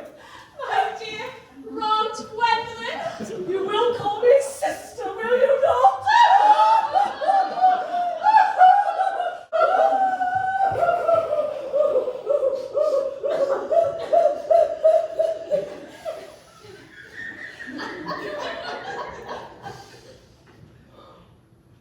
There is one question I would like to be allowed to ask my daughter. An admirable idea, Mr. Wedding.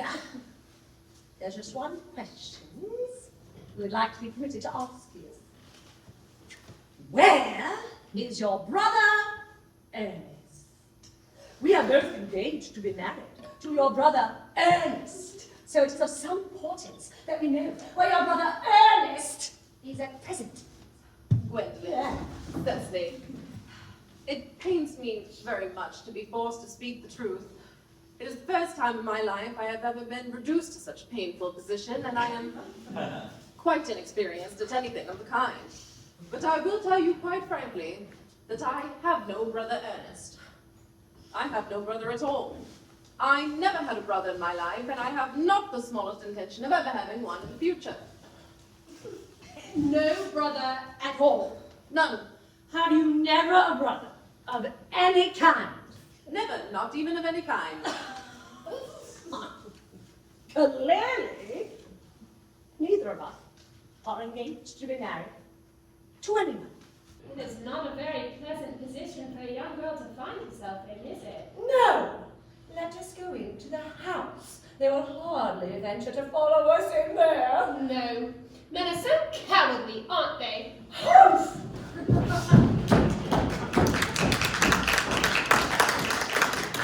This ghastly state of things is what you call bunburying, I suppose. Yes, and a perfectly wonderful Bunbury it is, too. Well, you've no right whatsoever to bunbury here. But that is absurd. One has a right to Bunbury wherever one chooses. Every serious Bunburyist knows that. Serious bunburyist, good heavens. Well, one must be serious about something. One wants to have any amusement in life. I happen to be serious about the Bunbury. What on earth you are serious about, I haven't the remotest idea. About everything, I should fancy. You have such an absolutely trivial nature. Well, the only small satisfaction I can take in the whole of this wretched business is that your friend Bunbury has quite exploded. You won't be able to run down to the country quite as often as you used to, dear Algie, and a very good thing, too. Your brother is a little off colour, isn't he, dear Jack? You won't be able to disappear up to London quite so frequently as your wicked custom was. Not a bad thing, either. As for your conduct toward Miss Cardew, I think you're taking in a sweet, simple, innocent girl like that quite inexcusable. To say nothing of the fact that she is my ward. Well, I can see no possible defense at all for your deceiving a brilliant, clever, thoroughly experienced lady like Miss Fairfax, to say nothing of the fact that she is my cousin. I wanted to be engaged to Gwendolyn, that is all. I love her. Well, I simply wanted to be engaged to Cecily. I adore her. Well, there is certainly no chance of your marrying Miss Cardew. Well, I don't think there's much likelihood, Jack, of you and Miss Fairfax ever being united. Well, that is no business of yours. If it was my business, I wouldn't talk about it. It's very vulgar to talk about one's business. Only people like stockbrokers do that, and then merely at dinner parties. How you can sit there calmly eating muffins when we are in this horrible trouble I can't make out. You seem to me to be perfectly heartless. One should always eat muffins quite calmly. Otherwise, the butter would get on my cups. It is the only way to eat them. I say it is perfectly heartless not eating muffins at all under the circumstances. When I'm in trouble, eating is the only thing that consoles me. Indeed, when I'm really in great trouble, as anyone who knows me intimately will tell you, I refuse everything except food and drink. At the present moment, I'm eating muffins because I'm unhappy. Besides, I'm particularly fond of muffins. Well, that is no reason why you should be eating them all in that greedy way. Jack, I wish you wouldn't. Here, have some tea cake instead. I don't like tea cake. Oh, I wish to goodness you would go. You can't possibly ask me to go without having some dinner first. I never go anywhere without my dinner. Nobody ever does. Except vegetarians, people like that. Besides, I've just made arrangements with Dr. Chasuble to be christened at 6:15, under the name of Ernest. My dear fellow, the sooner you give that up, the better. I made arrangements this morning with Dr. Chasuble to be christened at 5:30, and I will naturally be taking the name of Ernest. Gwendolyn would wish it. We can't both be christened Ernest. It's absurd. Besides, I have a perfect right to be christened if I like. There is no evidence at all that I have ever been christened by anybody, and I think it extremely likely that I never was. And so does Dr. Chasuble. It is entirely different in your case. You have been christened already. Yes, well, I've been christened for years. Yes, but you have been christened. That is the important thing. Quite so I know my constitution can stand it. You're not quite sure about your ever having been christened before, I must say. I think it's rather dangerous you're venturing on it now. It might make you very unwell. You can't possibly have forgotten that someone very closely connected with you was very nearly carried off this week in Paris by a severe chill. Yes, but you yourself said that a severe chill wasn't hereditary. Used to be, but I dare say it is now. Science is always making wonderful improvements in things.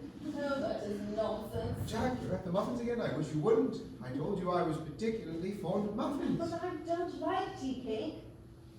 Why on earth then you serve it up to your guests?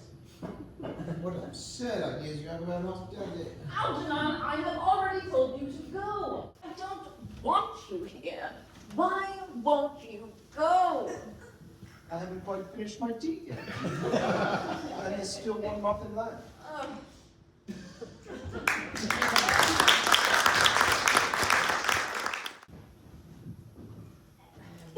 The fact that they did not follow us at once into the house as anyone else would have done seemed to me that they had some sense of shame left. They've been eating muffins. That looks like repentance. They don't seem to notice us at all. Couldn't you cough? I don't have a cough. Look, they're looking at us. What effrontery. They're approaching. Have more one of them. Let us preserve a dignified silence. Certainly. It is the only thing to do now. Ta-ra-ra-boom-yay. Ta-ra-ra-boom-yay. Ta-ra-ra-boom-yay. Ta-ra-ra-boom-yay. Dignified silence seems to produce an unpleasant effect. A most distasteful one. But you'll not be the first to speak. Certainly not. Mr. Worthing! I have something very particular to ask you, and much depends on your reply. Oh, Gwendolyn, your common sense is invaluable. Miss Moncrief, kindly answer the following question. Why did you pretend to be my guardian's brother? In order that I might have an opportunity of meeting you.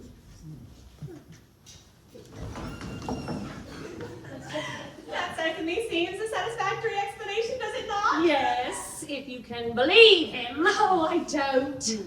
But that does not affect the wonderful beauty of his answer. True. In matters of grave importance, style, not sincerity, is the vital thing. Mr. Worthing, what explanation can you offer for pretending to have a brother? Was it in order that you can come to town to see me as often as possible? Can you doubt it, Miss Fairfax? I have the gravest doubts upon the subject, but I intend to crush them.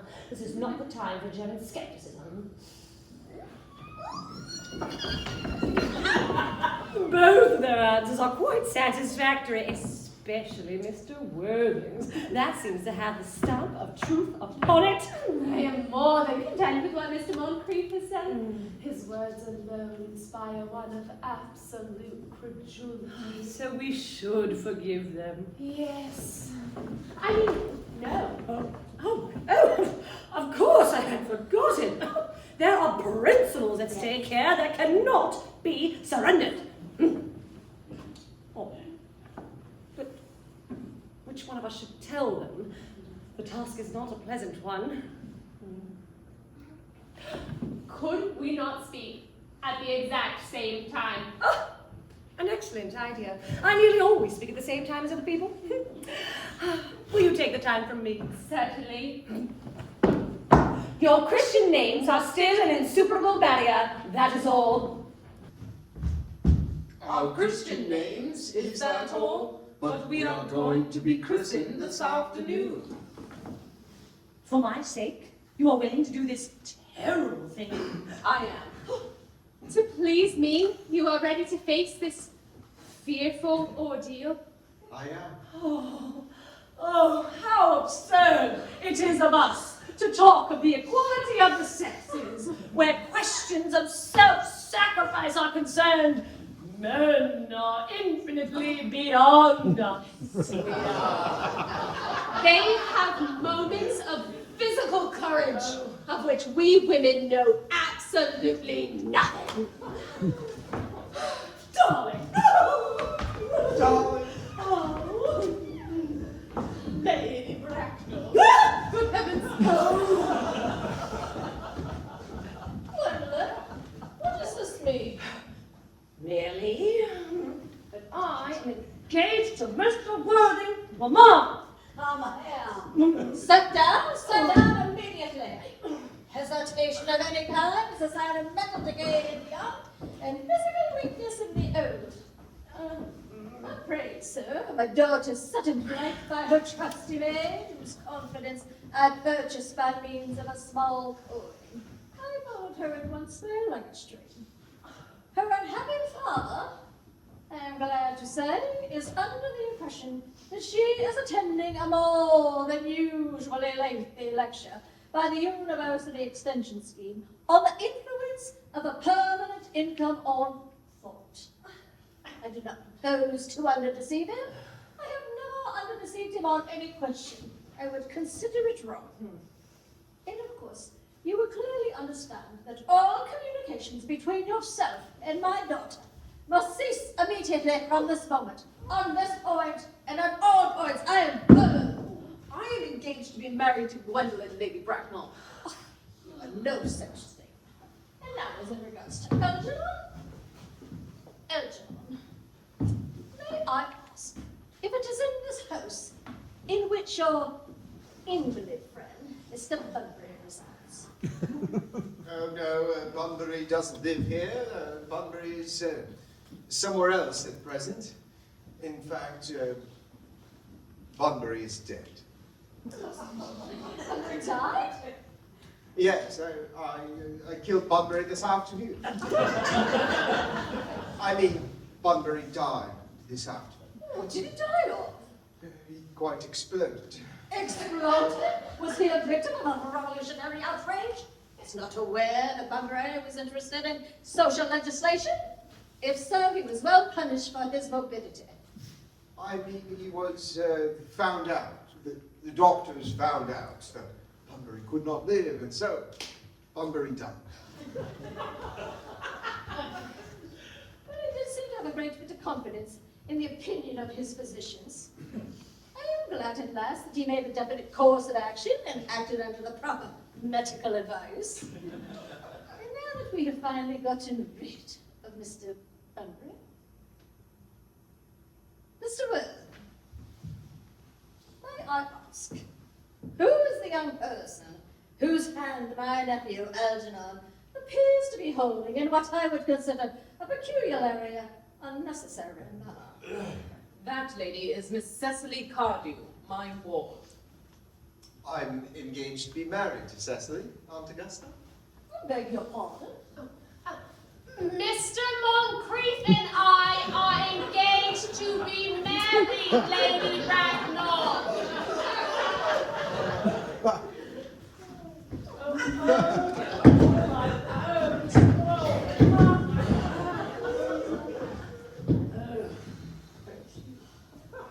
I'm not sure if there is something peculiarly exciting in this in the air of this part of Hertfordshire. But the number of engagements that go on seem to be above the proper allowance for our gardens. I do not think you would answer the question if I asked a few questions. Mr. Worthing, may I ask, is Miss Cardew at all related to any other larger railway stations? I merely desire information. Until yesterday, I was not aware of any families or person whose origin was a terminus. Miss Cardew is the granddaughter of the late Mr. Thomas Cardew of 149 Belgrave Square, SW, Gervais Park, Dorking, Surrey, and the Sporran, Fifeshire, NB. Well, that does not sound unsatisfactory.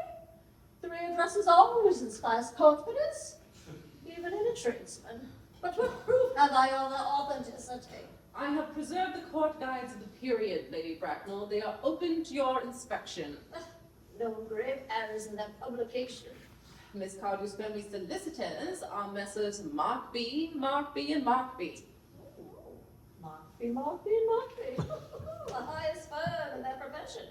Indeed, I've been told that one of the Mr. Markbys is occasionally to be seen at dinner parties. So far, I'm satisfied. How extremely kind of you, Lady Bracknell. You will also be pleased to hear, also in my possession, I have certificates of Miss Cardew's birth, baptism, whooping cough, vaccination, registration, confirmation, the measles, the English, and the German variety. Oh, life of incident, I see. Perhaps maybe somewhat too exciting for a young girl. When the time has come for our departure, we've not a moment to spare. As a matter, of course, Mr. Worthing, may I ask, does Miss Cardew have any little fortune? £130,000 in the funds. That is all. Goodbye, Lady Bracknell. So pleased to have seen you. A moment, Mr. £130,000? In the funds? Why, Miss Cardew seems an almost attractive young lady now that I look at her. Oh, so few girls today have any really solid qualities, any qualities that last or improve with time. Come here, dear. Oh, pretty child. Your dress is sadly simple, and your hair appears almost as nature might have left it. That can all be altered. I know a thoroughly experienced French maid who can produce a rarely marvelous result in a very brief space of time. Oh, why, I remember recommending one to Lady Lansley, and after 3 months, her own husband didn't even know her. And after 6 months, nobody knew her. Turn around, dear. Beside me was what I want. Oh, yes, there are distinct possibilities. The 2 weaknesses in our age that at once a profile and at once a principle. Chin a little higher, dear. Style largely depends upon how high the chin is worn. It is worn very high at present. Algernon? Yes, Aunt Augusta? There are distinct possibilities in Miss Cardew's profile. Cecily is the prettiest, sweetest, dearest girl I ever met in my whole life. And I don't care tuppence about social possibilities. Never speak disrespectfully of society, Algernon. Only those who can't get in do that. Now, dear, you are aware that Algernon has nothing but his debts to depend upon. And I do not approve of mercenary marriages. When I married Lord Bracknell, I had no future at all. but I was not about to let that stand in my way. I suppose I must give my consent. Thank you, Aunt Augusta. Thank you, Lady Bracknell. You may kiss me, Cecily. Oh, you are welcome, and you may call me Aunt Augusta in the future. Thank you, Aunt Augusta! I suppose the marriage should take place quite soon. Thank you, Aunt Augusta. To speak frankly, I do not approve of long engagements. They give people the time to find out each other's character before marriage, which is never advisable. I beg your pardon for interrupting, Lady Bracknell, but this engagement is quite out of the question. I am Miss Cardew's guardian, and she cannot marry without my consent until she comes of age. And that consent I absolutely decline to give. Upon what grounds, may I ask? Algernon is an extremely, well, may I say, ostentatiously eligible young man. He has nothing. Looks, everything. One desire. It pains me to have to speak candidly to you, Lady Bracknell, about your nephew, but I don't approve of his moral character at all. I suspect him of being untruthful. Untruthful? My nephew Algernon? Impossible. He's the Maxonian. I'm afraid there can be no doubt about the matter. This afternoon, during my temporary absence in London on an important question of romance, he obtained admission into my house under the false pretense of being my brother. Under an assumed name, he drank, I've just been informed by my butler, an entire pint bottle of my Perrier Jouet Brut 89 wine that I was specially reserving for myself. He succeeded in the course of the afternoon in alienating the affections of my only ward. He subsequently stayed to tea and devoured every single muffin. To make his conduct all the more heartless, he knew very well from the start that I have no brother, that I never had a brother, and that I don't intend to have a brother, not even of any kind. I distinctly told him so myself yesterday afternoon. Mr. Worthing, after careful consideration, I have decided to completely overlook my nephew's conduct here. How extremely generous of you, Lady Bracknell. My own decision, however, is unalterable. I decline to give my consent. Come here, dear. How old are you? Well, I'm really only 18, but I always admit to 20 at evening parties. Well, you were quite all right for making some slight alterations. No woman should be quite accurate about her age. Looks so calculating. 18, but admitting to 20 to evening parties? Well, it will not be long before you are of age, and free from the restraints of tutelage. And I do not see what your guardian's opinion is of any matter of importance at all. Pray excuse me for interrupting you again, Lady Bracknell, but I think it only fair to inform you that according to the terms of her grandfather's will, Miss Cardew does not legally come of age until she is 35. I do not see that to be a grave objection. 35 is a very attractive age. One London society is full of women of the highest birth who, on their own opinion, have remained 35 for years. Take Lady Dumbledon as an instance point. Well, to my knowledge, she has been 35 ever since she arrived at the age of 40, which was many years ago. I do not see why Miss Cardew will be not as attractive as the age you mentioned than she is at present. And there will be a large accumulation of property. Could you wait for me until I was 35? Of course I could, Cecily. You know I could. Yes, I felt instinctively you could. But I couldn't wait all that time. I hate waiting even 5 minutes for anything. It always makes me rather cross. I am not punctual myself, I know, but I do appreciate punctuality in others.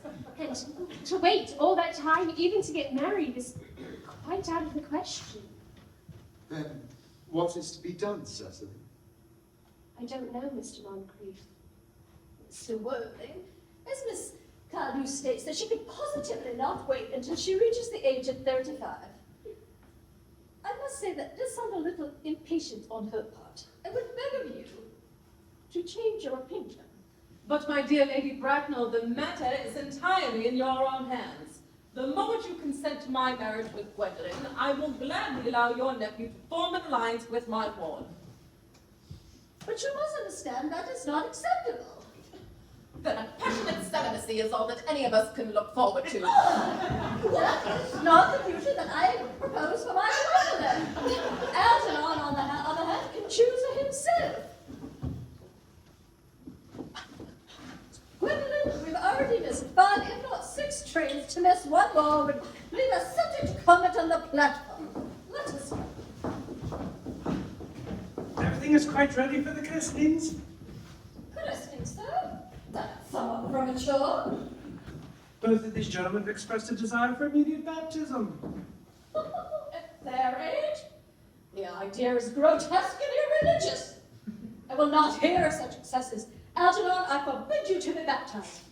If Lord Bracknell discovered that was how you was wasting your time and money, he would be highly displeased. Am I to understand that there are to be no christenings at all this afternoon? I think as things are now, it wouldn't be practical for either of us, Dr. Chasuble. Grieves me to hear such sentiments from you, Mr. Worthing. They savor the heretical views of the Anabaptists, views that I have completely refuted in 4 of my unpublished sermons. However, as your present mood seems to be peculiarly secular, I will return to the church. Indeed, I've just been informed by the pew opener that for the last hour and a half, Miss Prism has been waiting for me in the vestry. Miss Prism? Did you say Miss Prism? Yes, Lady Bracknell, I'm on my way to join her. Pray allow me to detain you for a moment, as this may be of vital importance to Lord Bracknell and myself. Is this Miss Prism a female of repellent aspect remotely connected to education? She is the most cultivated of ladies, and the very picture of respectability. And may I ask, what position does she hold in your household? I am a celibate, madam. Miss Prism, Lady Bracknell, has been for the last 3 years Miss Cardew's esteemed governess and valued companion. Aside from what I hear from her, she must be the same. Let her be sent for. She approaches. She is not here. I was told you expected me in the vestry, dear Canon. I've been waiting there for you for an hour and 3... Prism! Come here, Prism! 28 years ago, you left Lord Bracknell's house, number 104, Upper Grosvenor Street, in charge of a perambulator that contained a baby of the male sex. You never returned. After several weeks and an extensive investigation by the Metropolitan Police, the perambulator was discovered at midnight, alone in a remote corner of Bayswater. It contained a manuscript with a 3-volume novel of mold and revolting sentimentalities. But the baby was not there. Prism? Where is that baby? Lady Bracknell, I admit with shame that I do not know. I only wish that I did. You see, the plain facts of the case are these. On the morning of the day you mention, a day that is forever branded on my memory, I prepared as usual to take the baby out in the perambulator. I also had with me a somewhat old but capacious handbag in which I had intended to place the manuscript of a work of fiction that I had written during my few unoccupied hours. But in a moment of mental abstraction, I deposited the manuscript in the bassinet, and I placed the baby in the handbag. Oh!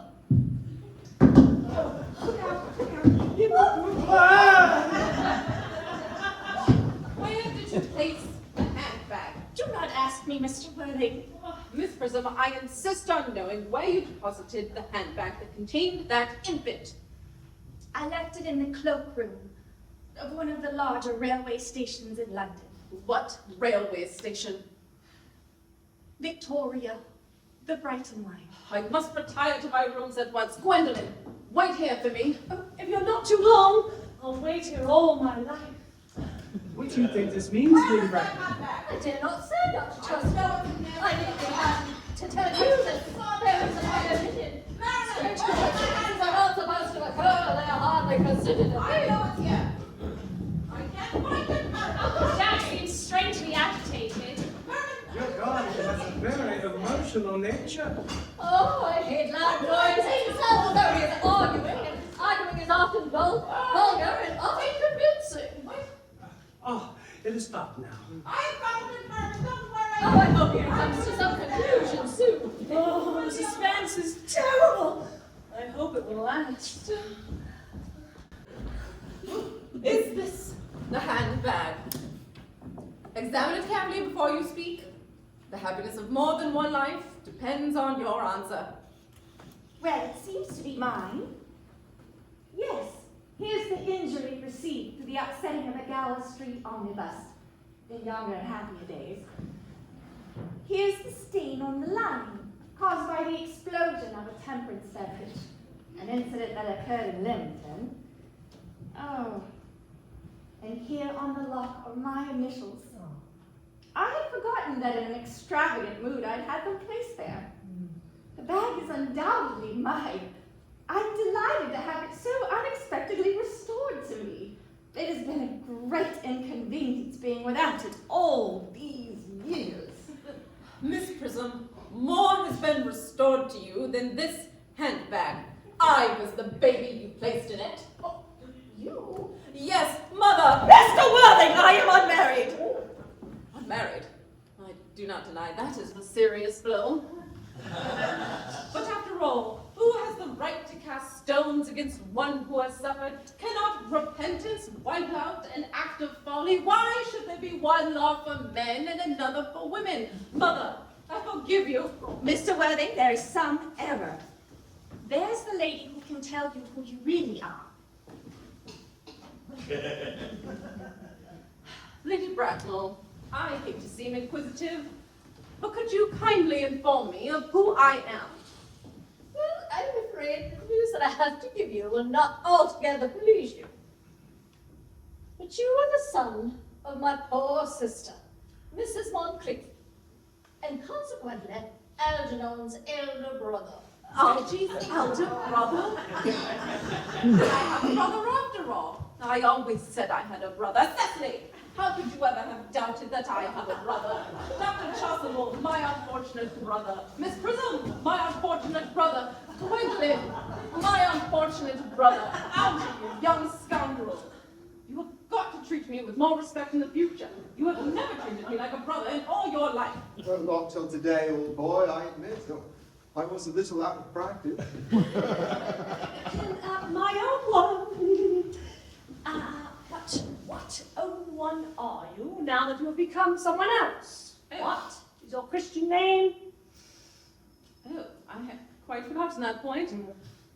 And your decision on the subject of my name is irrevocable, I suppose? I never change, except in my affections. What a noble nature you have, Gwendolen. Then the matter must be settled at once. Aunt Augusta, a moment. At the time when Miss Prism had placed me in the handbag, had I been christened already? Every luxury that money could buy, including christening, had been lavished upon you by your fond and doting parents. Then I had been christened after all. That is settled. Now, what was the name I was given? Let me know the worst. But naturally, being the firstborn, you were christened after your father. Yes, but what was my father's Christian name? Well, at the moment, I can't recall what the general's Christian name was. I've no doubt he had one.